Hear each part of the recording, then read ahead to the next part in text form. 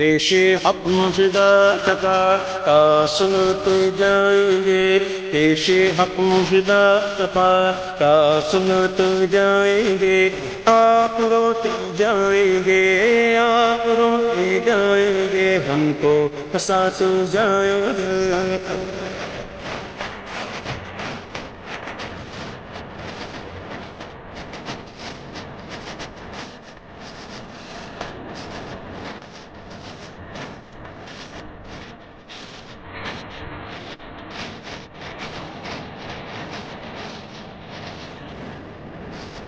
دل کے جاری کی جارے ماہ کی ناکو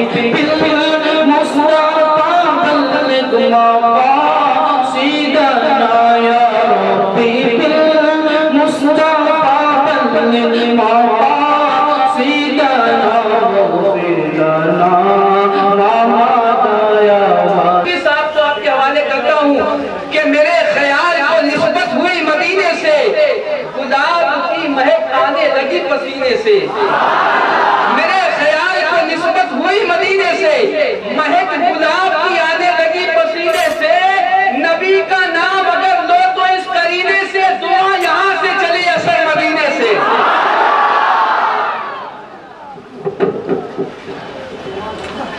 السلام علیکم ورحمۃ اللہ تعالیٰ وبرکاتہ۔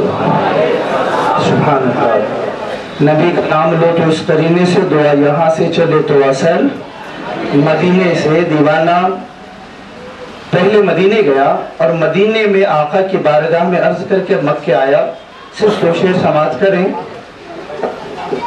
اور جا کر کعبہ شریف کے سامنے کہتا ہے وہ، مجھے اے جلوہ کعبہ اپنی سے، مجھے اے جلوہ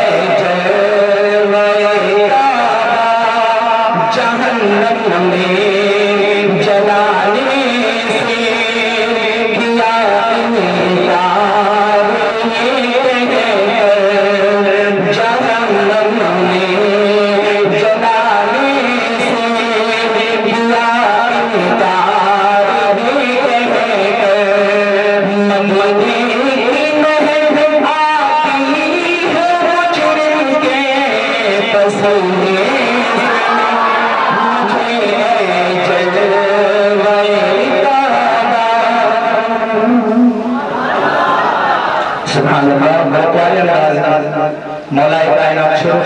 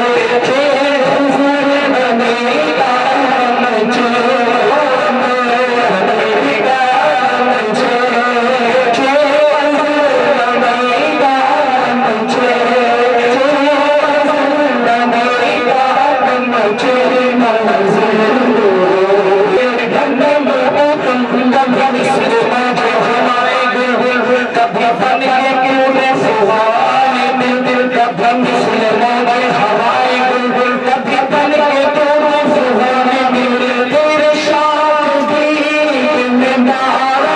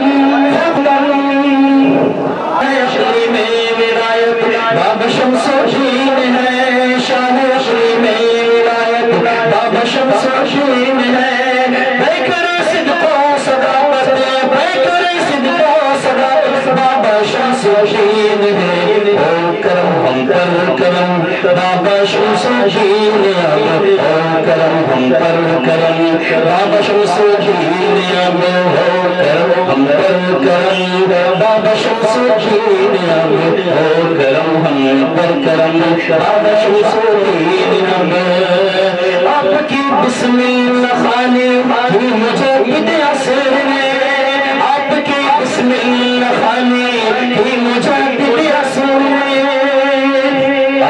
پروانِ شمع نظام احمد رضا خان فاضل بریلی رضی اللہ تبارک و تعالی عنہ نے آپ کی بسم اللہ خانی کروائی آپ کی بسم اللہ خانی کی مجدد عصر میں آپ کی بسم اللہ خانی کی مجدد عصر میں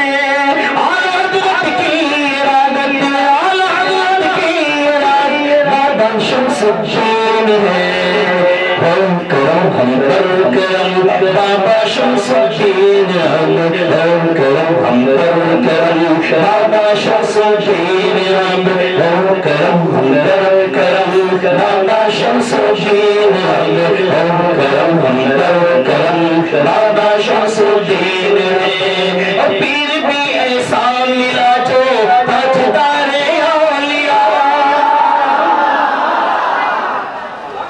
حضرت بابا تاج الدین کے مرید کون بابا شمس الدین اور پیر بھی ایسا ملا جو تاجدار اولیاء پیر بھی ایسا ملا جو تاجدار اولیاء پیر بھی ایسا ملا جو تاجدار اولیاء تاج کی روشن کرامت تاج کی روشن کرامت بابا شمس الدین ہے ہو کرم ہم پر کرم بابا شمس الدین ہو کرم ہم پر کرم بابا شمس الدین ہو کرم ہم پر کرم بابا شمس الدین ہو کرم ہم پر کرم بابا شمس الدین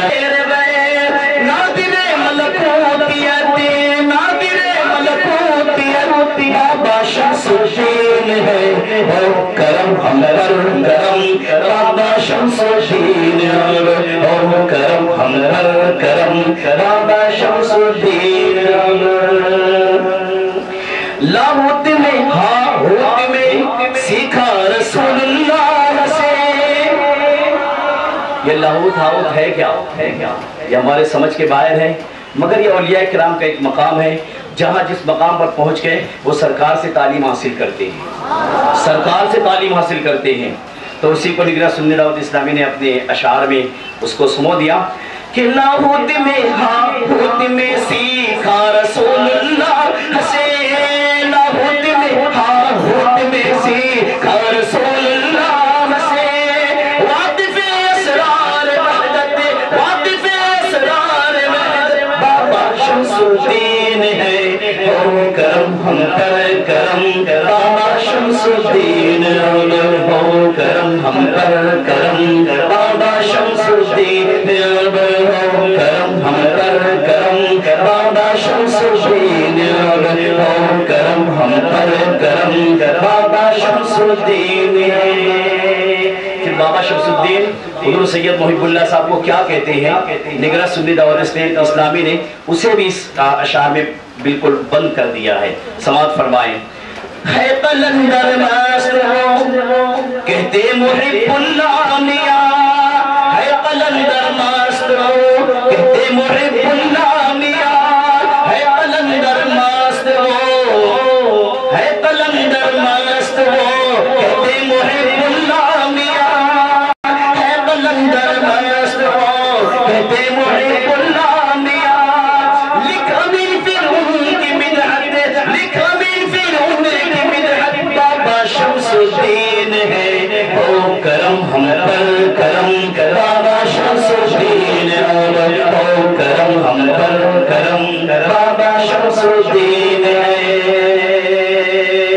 اور کر دیا مجھ پر کرم بابا شمس الدین نے کر دیا ہم پر کرم بابا شمس الدین نے کر رہا ہوں انہیں کی بدعت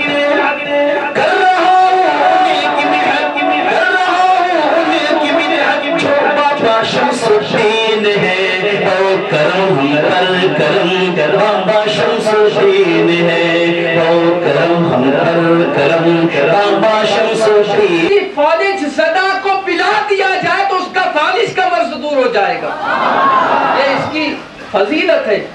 تو اب آئیے اسی قصیدہ بردہ شریف کو دیکھیے۔ ہم لوگ تو اردو پڑھتے ہیں، اردو بولتے ہیں، اردو سمجھتے ہیں، لیکن اگر کوئی عربی خواں اور عربی داں اگر وہ عربی میں پڑھے تو اب اس کے پڑھنے کا انداز کیسا ہوگا؟ یہ الحمدللہ عربی پڑھتے بھی ہیں، عربی بولتے بھی ہیں، عربی جانتے بھی ہیں۔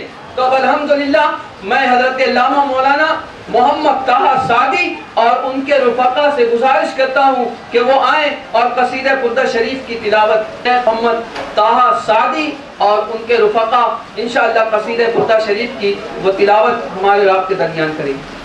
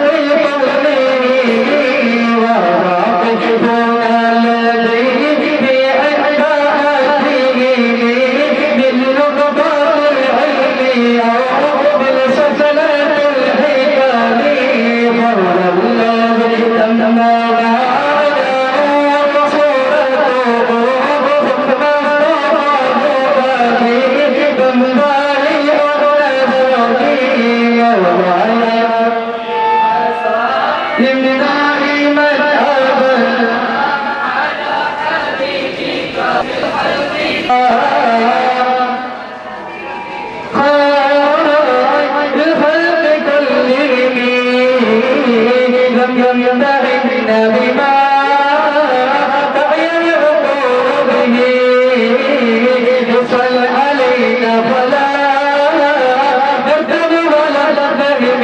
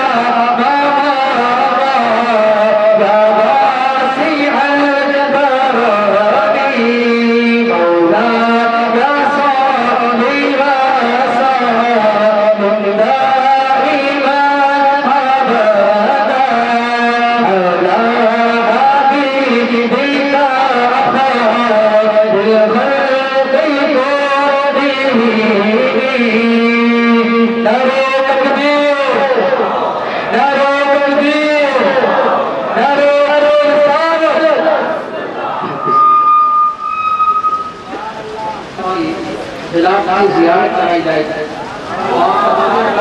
بات کو ذہن رکھیں.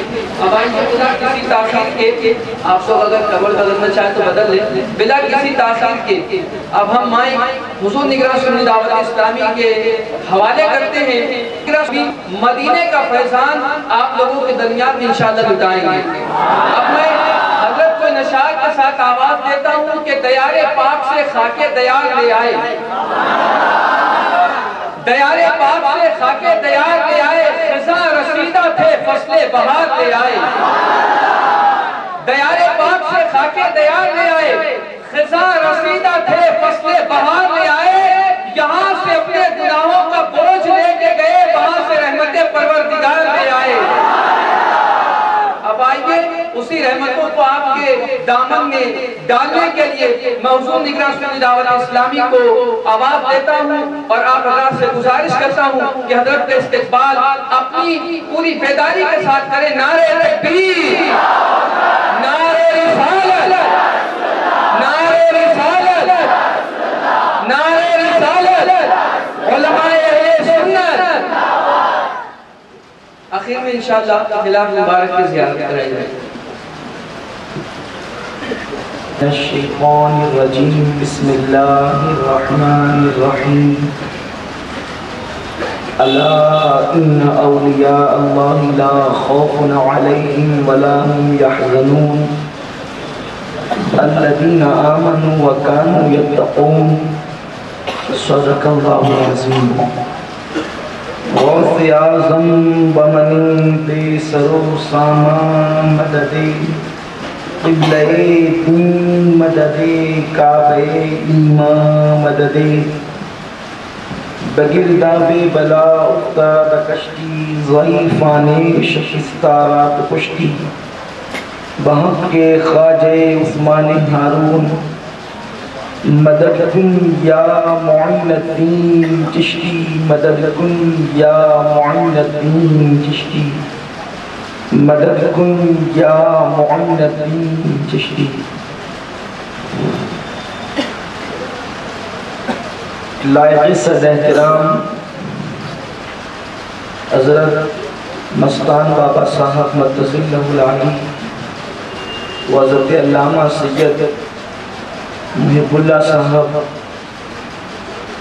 حسنی حسینی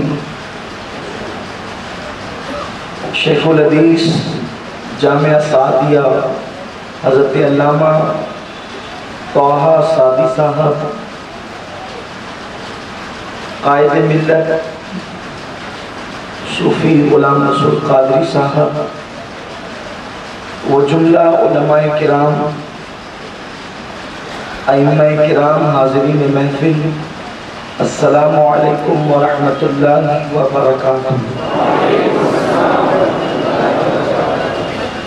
ہمارے پاس وقت مختصر ہے اور ابھی تبرکات کی زیارت اور دعا بھی باقی ہے، اور مغرب سے بہت سارے لوگ یہاں پر جمع ہیں. کافی وقت ہو چکا ہے، اس لیے اب کوئی لمبی اور تفصیلی گفتگو کا وقت نہیں ہے. میں حسب توفیق تھوڑی دیر آپ کی خدمت میں کچھ معروضات پیش کر کے رخصت ہو جاؤں گا.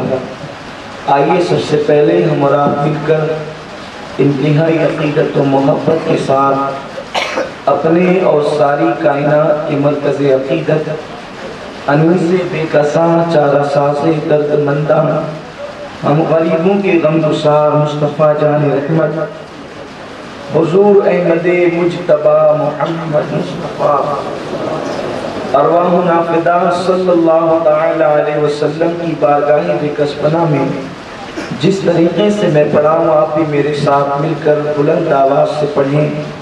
الصلاة والسلام علیکہ یا رسول اللہ، الصلاة والسلام علیکہ یا نبی اللہ،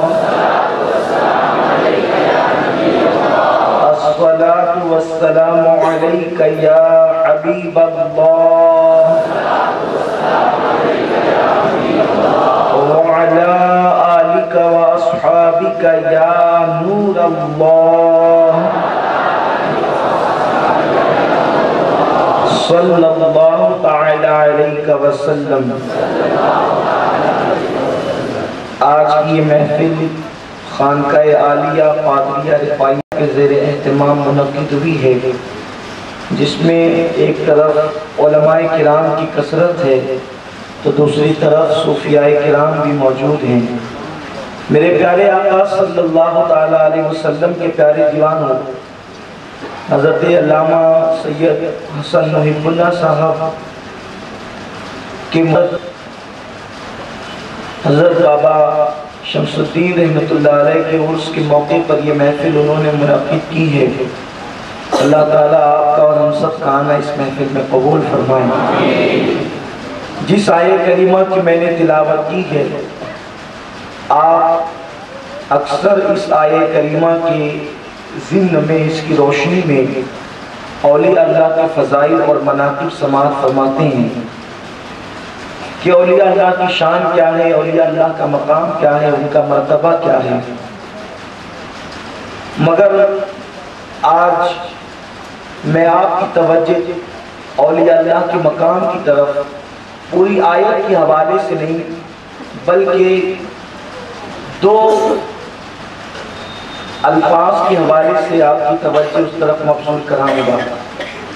ولی کی شان، ولی کا مقام، ولی کا مرتبہ اس آیہ کریمہ کے اندر بیان کیا گیا، بلکہ مرتبہ نہیں بلکہ مراتب بیان کیے گئے کہ اولیاء کرام لا خوف علیہم ولا هم یحزنون کی منزل پر ہے، پھر لہم البشریٰ فی الحیات الدنیا وفی الآخرہ۔ یہ اللہ رب العزت نے ان کو منصب عطا فرمایا، سب اپنی جگہ، لیکن آیت کے ابتدا میں اللہ تبارک و تعالیٰ نے جو ولیوں کی شان بیان کی وہ یوں فرمایا الا ان اولیاء اللہ، یہ ولی جو ہے وہ اللہ کے ولی ہیں۔ اللہ کا ولی ہونا یہ اتنی بڑی شان ہے، یہ اتنا بڑا مقام ہے۔ پہلے ہم یہ تو جاننے کی کوشش کریں کہ اللہ ہے کون، اللہ کی شان کیا ہے۔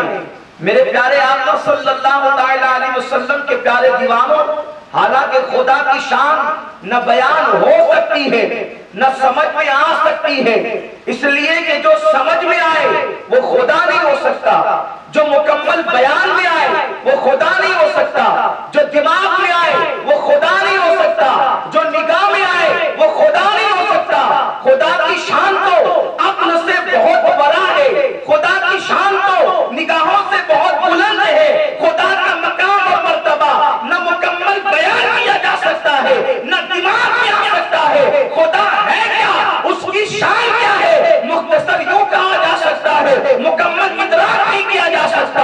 خدا وہ ہے جس نے کل دے کر زمین کو پیدا کیا، خدا وہ ہے جس نے کل دے کر آسمان کو پیدا کیا، خدا وہ ہے جس نے ستاروں کی انجمن بجائی، خدا وہ ہے جس نے زمین میں دبے ہوئے دانے سے بالیاں پیدا فرمائی، خدا وہ ہے جس نے چاند کو چاندنی عطا کی، خدا وہ ہے جس نے سورج کو کرنیں عطا کی، خدا وہ ہے جس نے ایک قطرے سے ماں کے شکم میں انسان کی شکل بنائی، خدا وہ ہے جس نے انبیاء کو نبوت عطا کی، خدا وہ ہے جس نے ولیوں کو ولایت عطا کی، خدا وہ ہے جو کائنات کا نظام چلاتا ہے، خدا وہ ہے جب دل لاتا ہے تو رات کو سمیٹ دیتا ہے، خدا وہ ہے جب رات آتی ہے تو دل کو سمیٹ دیتا ہے، خدا وہ ہے جو دعا کے بریک میں بغیر سانس کے بچے کو زندگی عطا کرتا ہے، خدا وہ ہے اللہ اکبر۔ اس کی شان بیان نہیں ہو سکتی، وہ پتھروں میں پھول پیدا کرتا ہے،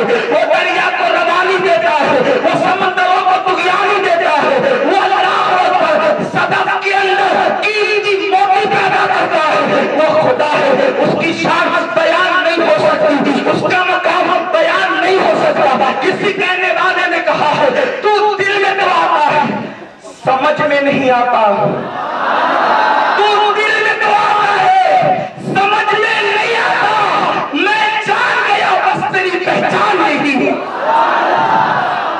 خدا وہ ہے ید اللہ تو ہے مگر جسم نہیں، اللہ کے ہاتھ ہے مگر جسم نہیں، اس کے دست قدرت ید اللہ، قرآن نے ید اللہ کہا، مگر ہمارے ہاتھوں کی طرح اس کے ہاتھ نہیں۔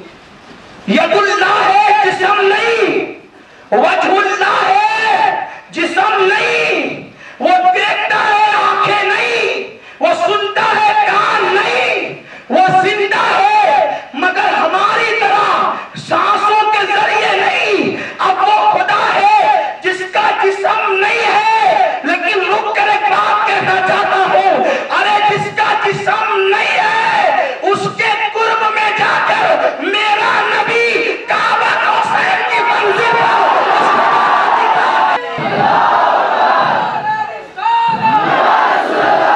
دیکھنے کے لیے جسم ضروری ہے۔ جس کا جسم نہیں ہوتا وہ نظر نہیں آتا، مگر یہ میرے نبی کی آنکھیں ہیں۔ جس کا جسم نہیں اس خدا کو بھی نبی دیکھ لیا کرتے ہیں۔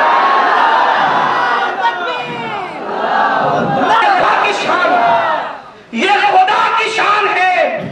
خدا وہ ہے بغیر کسی پیلر کے آسمان سجایا، بغیر کسی کھوٹیوں کے زمین کا فرش بچھایا، بغیر کسی رسی کے سہارے کے اس نے پہاڑوں کو پیدا فرمایا۔ وہ خدا ہے جو آسمان سے میٹھا پانی برساتا ہے۔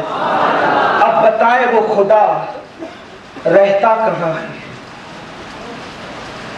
اگر بیان کروں تو یہ نحن اقرب الیہ من حبل الورید، سب کی جانوں کے قریب ہے، لیکن دور اتنا، قریب اتنا کہ جان کے قریب، جان سے زیادہ قریب، شہرت سے زیادہ قریب، دور اتنا کہ نہ دماغ میں آ سکے نہ سوچ میں آ سکے۔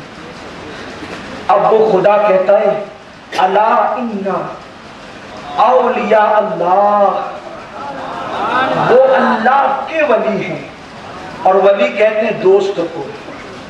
ارے جو خدا کا دوست بن جائے اس سے بڑی فضیلت اب اور کیا بیان ہو سکتی؟ اگر یہ کہوں کہ ولی مردہ زندہ کرتا ہے یہ فضیلت کا کمال نہیں۔ خدا کی شان تو یہ ہے، ورنہ ولی کی شان تو یہ ہے کہ وہ خدا کا دوست ہے، اور جو خدا کا دوست ہو، میرا دوست میرے قریب رہتا ہے، آپ کا دوست آپ کے قریب رہتا ہے، خدا کا دوست خدا کے قریب رہتا ہے۔ کتنا قریب، کتنا قریب! تم دوست کے قریب بیٹھتے ہو تو مانڈی پر مانڈی لگ جاتی ہے، تم دوست کے قریب بیٹھتے ہو تو بازو سے بازو لگ جاتا ہے، لیکن خدا کا کوئی بازو نہیں، خدا کی کوئی مانڈی نہیں، خدا کا جسم نہیں۔ تو خدا ولیوں کو کہاں رکھتا ہے؟ تو حدیث قدسی ہے، خود ہی فرماتا ہے اولیائی تحت قبائی، میں اپنے ولیوں کو اپنی قبا کے نیچے، اپنی قبا کے نیچے چھپا کر رکھتا ہوں۔ ارے دوست بنایا تو اتنی غیرت کی، تیرے دوست کو زمانہ دیکھتا ہے، تیرے دوست کو زمانہ دیکھتا ہے اور اس کے بارے میں رائے قائم کرتا ہے، تیرا دوست کتنا اچھا ہے، تیرا دوست کتنا برا ہے۔ ارے جس کو خدا دوست بنا لیتا ہے لوگوں کی نگاہوں سے چھپا لیتا ہے، تم مجھے دیکھتے رہو میں تمہیں دیکھتا رہوں۔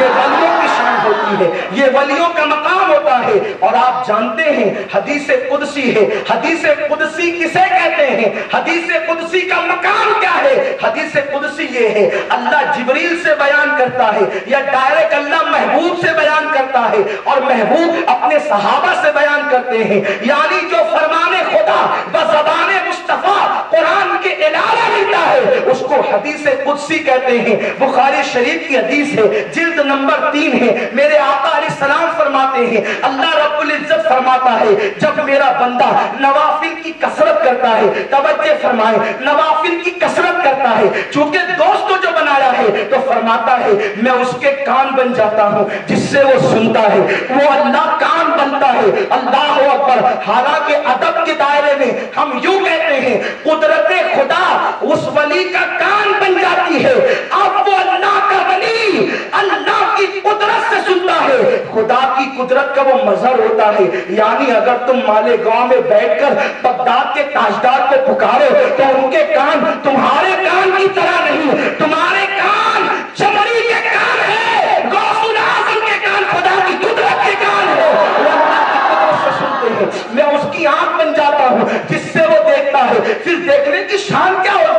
فرماتے ہیں میں اللہ کے شہروں کو ایسے دیکھتا ہوں جیسے تم ہتھیلی پر رائی کا دانا دیکھتے ہو، یہ دیکھنے کی شان ہوتی ہے۔ اللہ فرماتا ہے میں اس کے قدم بن جاتا ہوں جس سے وہ چلتا ہے، تم چلو تو قدم کا فاصلہ طے ہوتا ہے۔ اور ولی کی شان یہ ہے، غوث پاک کہتے ہیں میرا مرید اگر مشرق میں ہو اور میں مغرب میں رہوں، وہ مجھے پکارے میں اس کی مدد کے لیے پہنچ جایا کرتا ہوں۔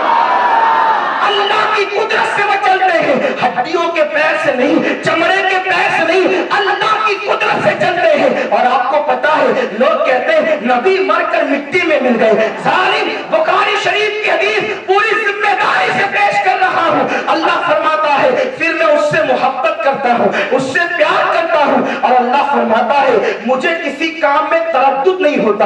خدا ہے نا، وہ تردد کیوں کرے گا؟ اس لیے جس کو مارنا ہے مار دیتا ہے، اور مارتا ہے کسی کو تو لنگڑے مچھر کو ناک میں گھسا کر بشکل نمرود مار دیتا ہے، اس کو کوئی تردد نہیں، وہ خدا بن بیٹھا ہے۔ خدا کو وہ نمرود خدا بن بیٹھا ہے جھوٹا، خدا کو کوئی تردد نہیں، لنگڑا مچھر گھسا کر کے اس کو مار ڈالتا ہے خدا۔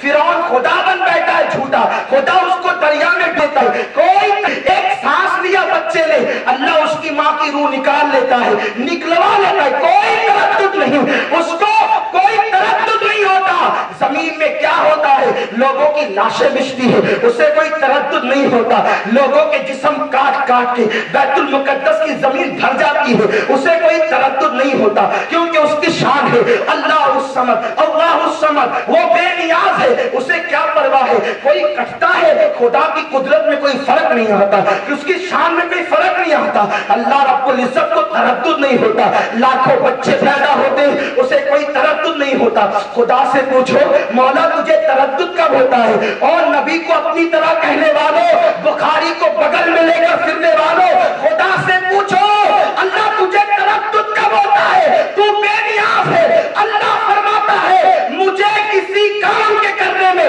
کبھی تردد نہیں ہوتا، مگر ایک کام کے کرنے میں تردد ہوتا ہے۔ کیا کرنے میں؟ رب فرماتا ہے اسی حدیث قدسی میں جب میں کسی ولی کی موت کا فیصلہ کرتا ہوں تو مجھے تردد ہوتا ہے۔ ترددی اگر حدیث میں یہ الفاظ نہ آئے ہوتے تو کسی زبان میں ہمت نہ تھی کہ وہ یہ بیان کرتا۔ اللہ فرماتے ہیں مجھے ولی کی موت کا فیصلہ کرتے وقت تردد ہوتا ہے۔ اللہ تجھے تردد کیوں ہوتا ہے؟ تو خدا ہے۔ تو فرماتا ہے تردد اس لیے ہوتا ہے میں موت کا فیصلہ کر لوں اور میرا ولی اس کو پسند نہ کرے۔ یہ ولی کی شان ہے۔ بخاری کے بخاری اصح الکتب بعد کتاب اللہ، ہماری ذمہ داری حدیث بتانے۔ اللہ فرماتا ہے مجھے تردد ہوتا ہے جب میں ولی کی موت کا فیصلہ کرتا ہوں کہ میں فیصلہ کروں ناپسند نہ کرے۔ پھر کیا کرتا ہے؟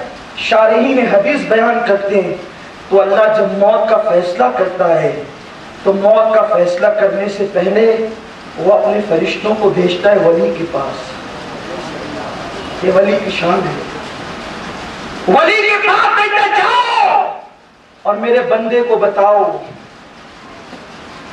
کہ آخرت میں نے اس کے لیے کیا کیا نعمتیں رکھی ہے، یہ رکھی، یہ رکھی، یہ رکھی۔ تو ولی کہتا ہے اتنی نعمتیں میرے لیے تو پھر کب ملے گی؟ فرشتے کہتے ہیں جب موت کی لذت چکھو گی تب ملے گی۔ تو کہتے ہیں کب چلنا ہے؟ تو فرشتے کہتے ہیں اللہ کہتا ہے تم بتاؤ کب چلنا ہے۔ یہ ولی کی شان ہے۔ بخاری شریف کی حدیث کی شرح بیان کر رہا ہوں، آپ غور فرمائے اس ولی کی مرضی پر۔ ارے جب ولی کی شان یہ ہے، نبی کی شان کا عالم کیا؟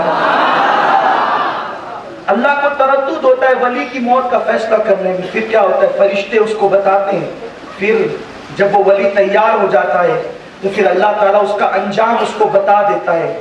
موت سے پہلے جب روح لینے فرشتے آتے ہیں تو یوں گنگناتے ہیں یا ایتھا النفس المطمئنہ ارجعی الی ربک۔ کہاں؟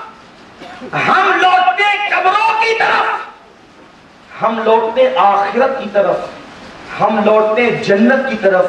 قرآن کہتا ہے ولیوں سے کہا جاتا ہے ارجعی الی ربک، اے نفس مطمئنہ لوٹ جا.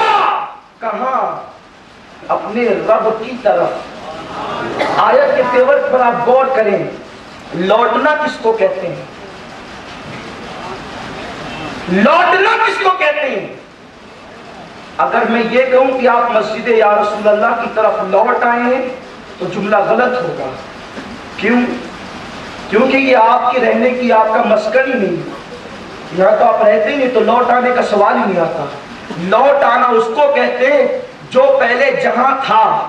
توجہ آپ کیے، جو پہلے جہاں تھا جب وہیں جاتا ہے تو کہتے ہیں یہ لوٹ کر آ گیا. پہلے جہاں تھا وہیں جاتا ہے تو کہتے ہیں لوٹ کر آ گیا. فرشتے اس ولی سے کہتے ہیں ارجعی الی ربک، لوٹ جا اپنے رب کی طرف. نادان، تو نبی کو تولنے بیٹھا ہے. قرآن ولی کی بات کرتا ہے کہ جس کو نفس مطمئنہ مل جاتا ہے اس ولی سے فرشتے کہتے ہیں لوٹ جا اپنے رب کی طرف. اس سے کیا پتا چلا؟ لوٹا وہاں ہوتا ہے جہاں جس کا گھر ہوتا ہے. تو ولی کو رب کی طرف لوٹنے کی بات کی جاتی ہے. ولی آیا تھا قرب خدا بندی سے اور لوٹ گیا قرب خدا بندی کی طرف، اس لیے اس سے کہا جاتا ہے ارجعی الی ربک. اسی لیے لوگ کہتے ہیں یہ سنی کتنے نادان ہیں، اپنے ولیوں آتے نادان. ہم نہ خوشی منائے تو کون منائے؟ وہ تیرے مرحومین ہیں جہاں مرنے کے بعد غم اور ماتم ہوتا ہے.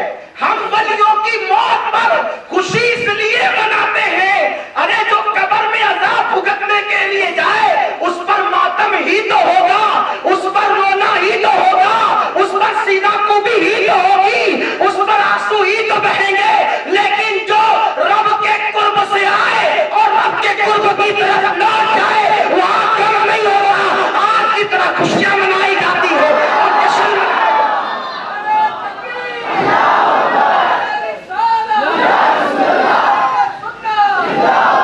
ارے نبی جاگتے میں گئے اور آ گئے تو وہ جشن معراج ہو گیا. اور ولی روحانی طور پر دیدار خدا کے لیے گیا تو وہ جشن عرس ہو گیا. خدا کا دیدار ہوتا ہے تو جشن ہوتا ہے. ہم جشن اس لیے مناتے ہیں، تمہیں پتہ ہی نہیں ہے کہ جشن کی حقیقت کیا ہے. تو اللہ کے فرشتے کہتے ہیں ارجعی الی ربک. اور اسی لیے اللہ کے ولیوں سے آج ہمارا رشتہ کمزور کرنے کی کوشش کی جا رہی ہے، کیونکہ جانتے ہیں دوست کا دوست دوست ہوتا ہے. ولی سے دشمنی کیوں ہے؟ نماز پہ تقریر، روزے پہ تقریر، حج پہ تقریر، زکات پہ تقریر، مگر ولی پہ تقریر کیوں نہیں؟ اور جب ولی پہ تقریر ہوتی تو مخالفت میں ہوتی ہے.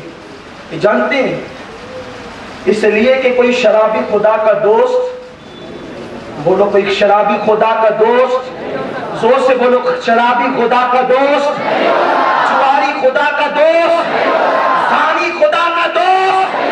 خدا کی دوستی کے لیے شرط ہے اولیاءہ الا المتقون. جب تک کوئی متقی نہیں ہوگا اللہ کا دوست نہیں ہو سکتا. تمہیں ولیوں سے اس لیے دور کیا جاتا ہے کہ تم شراب کے اڈوں پہ جاتے ہو، زنا کے اڈوں پہ جاتے ہو، گناہوں کے اڈوں پہ جاتے ہو، مسجدوں کو ویران کرتے ہو. جب تم ولی کی چوکھٹ سے دور ہو جاؤ گے تو شیطان کے اچکنے میں آسانی ہوگی. لیکن یہ فلسفہ ہے دوست بتا دوست،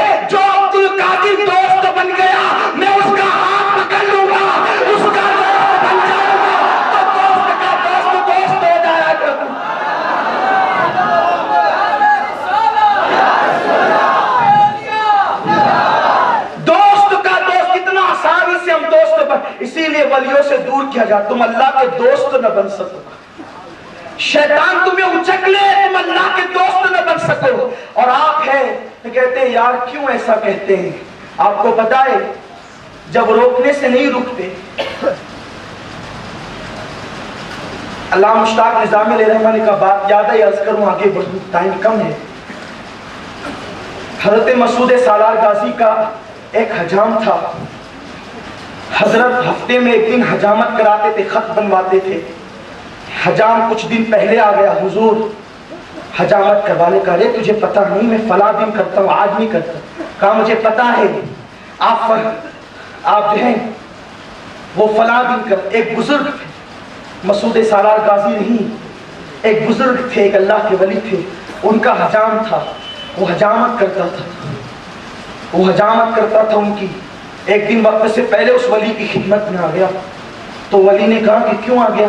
تو کہا کہ بات یہ ہے حضرت مسعود سالار غازی کا عرس ہے اور میں ہر سال عرس میں جاتا ہوں، اور عرس کے ایام ان دنوں میں آ رہے جب آپ کی حجامت کرنی تو پہلے کروا لیجئے۔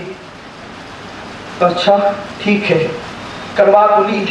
ایک چٹھی دی، پڑھنا مت، اس کو لے جا کر بہرائچ کے ایک فلاں علاقے میں ایک گھوڑ سوار ملے گا، اس کو دے دینا۔ اچھا ٹھیک ہے، اور جو کہے گا غور سے سن لینا، یا جو لکھ کے دے گا ویسے لے آنا۔ یہ بیچارہ حجام گیا اس اللہ والے کا، وہاں پہنچا تو دیکھا ایک گھوڑ سوار تھے، بڑے حسین و جمیل خوبصورت، بہت شان سے گھوڑے پر بیٹھے تھے۔ چٹھی دے دی، انہوں نے پڑھا، دیکھ کر مسکرایا، پھر اس پہ پیچھے کچھ لکھ دیا اور کہا کہ پڑھنا مت، لے جا کر اپنے جس گلا ہے نا ان کا خط بن۔ انہوں نے پڑھا، یہ بھی ہنسنے لگے، مسکرانے لگے۔ اس حجام نے کہا، انہوں نے بھی مسکرایا، آپ بھی مسکراتے ہیں، تو مسکرانے کا فلسفہ کیا ہے، لکھا کیا ہے؟ کہا بیٹے میں نے جب تو گیا تھا تو یہ لکھ کر کے دیا تھی، کیا عرس لگا رکھا ہے؟ ارے ہمارا حجام بھی آپ کے اس میں ہر سال آتا ہے، اور یہ سب عرس وغیرہ کیوں لگا کر کے رکھا ہے؟ لوگ اپنا کام دام چھوڑ کر جاتے ہیں تو اس میں کچھ معاملہ کیا جائے، کچھ کمی کی جائے، کچھ معاملات کیے جائیں۔ تو اس میں لکھا ہوا تھا، اور جس کو بھیجا تھا وہ کوئی معمولی آدمی نہیں تھا، وہ مسعود سالار غازی ہی تھے۔ انہوں نے پڑھ کر مسکرایا، کہا پھر انہوں نے کیا لکھ کر کے دیا؟ کہا انہوں نے لکھ کر یہ دیا، ارے بھائی جب تم اپنے حجام کو نہیں روک سکتے تو اتنی پبلک کو میں کیسے روک سکتا؟ روکنے والے چیخ چیخ کر گلا بٹھا لیتے لیکن روک نہیں پاتے۔ وجہ یہ ہے کہ جس کی محبت خدا نے پیدا کر دی ہو، اور اس کی محبت کوئی دل سے نکال نہیں سکتا۔ وہ ولی ہے جس کو اللہ نے اپنا دوست بنایا ہے۔ یار آپ کسی کو اپنا دوست بناتے ہیں تو چاہتے ہیں کہ سب اس سے محبت کریں۔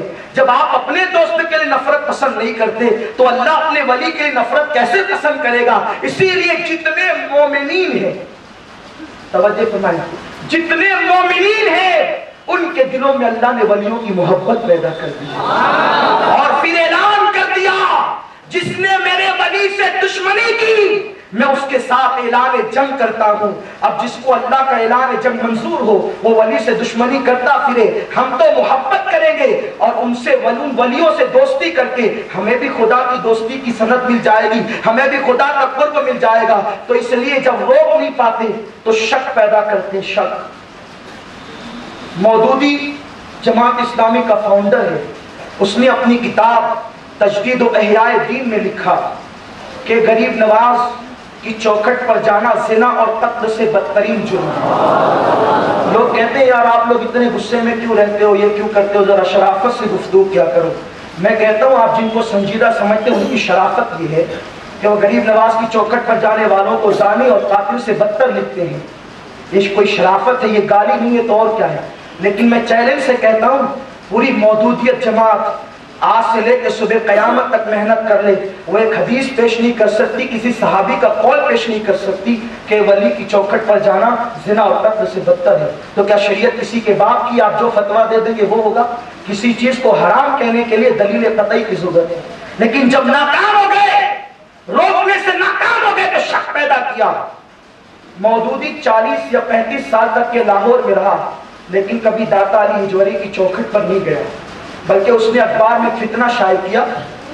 فتنہ یہ تھا کہ آج کل لوگ جہاں داتا صاحب کے مزار پہ حاضری دیتے ہیں وہ مزار داتا علی اجبری کا نہیں ہے. داتا علی اجبری کا مزار تو فلاں جنگل میں ہے. اور سب سے آسان کام دنیا میں شک پیدا کرنا اور سب سے مشکل کام جو ہے وہ شک کو دور کرنا ہے. شک بہت جلدی پیدا ہوتا ہے لیکن شک جلدی نہیں. کہنے والوں نے کہا ہے کہ شک کی دوا لقمان حکیم کے پاس نہیں تو کس کے پاس ہو سکتی. شک پیدا کر دیا. ہمارے یہاں بھی یہی ہو رہا ہے. ولیوں کی چوکھٹ کے لیے شک. فلاں مزار وہاں کچھ نہیں ہے, وہاں تو یوں ہی ہے کسی نے بنا دیا ہے, دھن کے لیے بنا دیا. اس طرح سے شک پیدا جاتا ہے. لیکن آپ کے لیے شک پیدا ہوا, پریشان ہو گئے. وأن تجعل من حضر في هذا المجلس وأن تجعل من حضر في هذا المجلس وأن تجعل من حضر في هذا المجلس ممن يحبك حبا شديدا ممن يحبك حبا شديدا ممن يحبك حبا شديدا يا الله.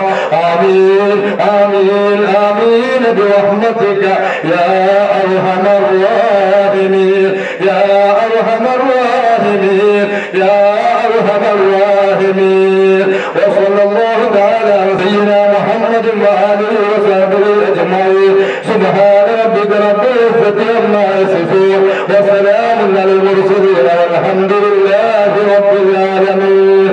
يا سيدي يا شيخي معين الدين أجملي يا سيدي معين الدين أجملي يا سيدي يا غوثي معين الدين أجملي يا سيدي سندي غوثي ويا مددي كل ظهيرا على الأعداء بالمدد مجير عرضي وفي بيدي مدى مددي خليفة الله فينا محيي الدين يا محيي الدين يا محيي الدين يا محيي الدين يا عبد القادر الجيلاني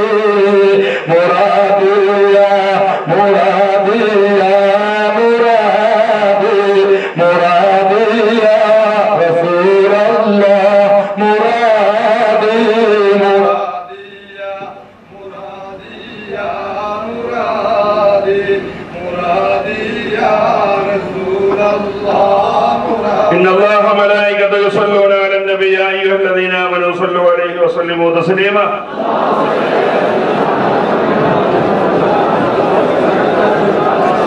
أعوذ بالله من الشيطان الرجيم.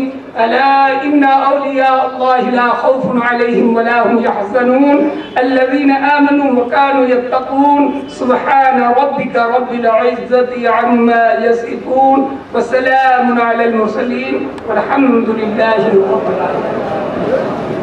حاضرین، یہ اس طرف جو ہے سرکار سیدنا اویس کرنی رضی اللہ تعالیٰ عنہ کی چادر مبارکہ ہے. اس طرف جو ہے سرکار غوث اعظم رضی اللہ تعالیٰ عنہ کی یہ چادر مبارکہ ہے.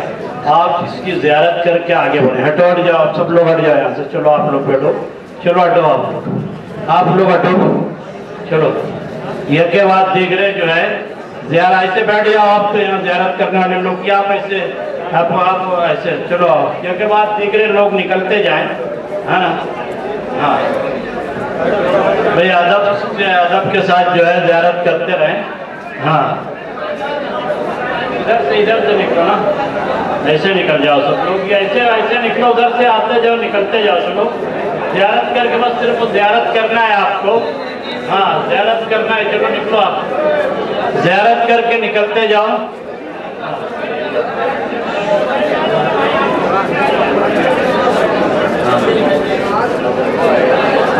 اللہ تعالیٰ نے کہا ہے حضرت اویس کرنی رضی اللہ تعالیٰ کا غلاف پاک ہے, اور یہ جو دونوں غلاف پاک ہے وہ حضور سرکار غوث پاک رضی اللہ تعالیٰ کا غلاف پاک ہے. اور وہ بھی خلاف جو ہے وہ حضور سرکار غوث پاک رضی اللہ تعالیٰ کے خلاف ہے. اس لیے تمام حضرات سے گزارش ہے کہ وہ جلد جلد زیارت کر کے آگے بڑھتے جائیں تاکہ دوسروں کو جو ہے وہ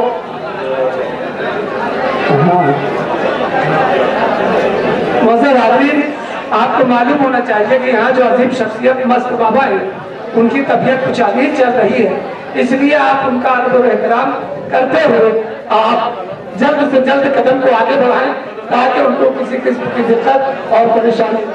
مستان بابا کی طبیعت ناساز ہے اور باہر جا کر نیاز شریف ابھی اہتمام کیا گیا ہے، آپ حضرات نیاز شریف ضرور تناول فرمائیں اور اس کی برکتوں سے مالا مال ہوں. یاد رکھیے یہ جو پہلا غلاف ہے یہ حضرت اویس قرنی رضی اللہ تعالیٰ کا غلاف پاک ہے، اور یہ جو دونوں غلاف ہیں یہ حضور پیران پیر دستگیر رضی اللہ تعالیٰ عنہ کے مزار پاک کا غلاف پاک ہے. اور آج ہمیں اس کی زیارت اولاد غوث پاک حضرت علامہ و مولانا مفتی محمد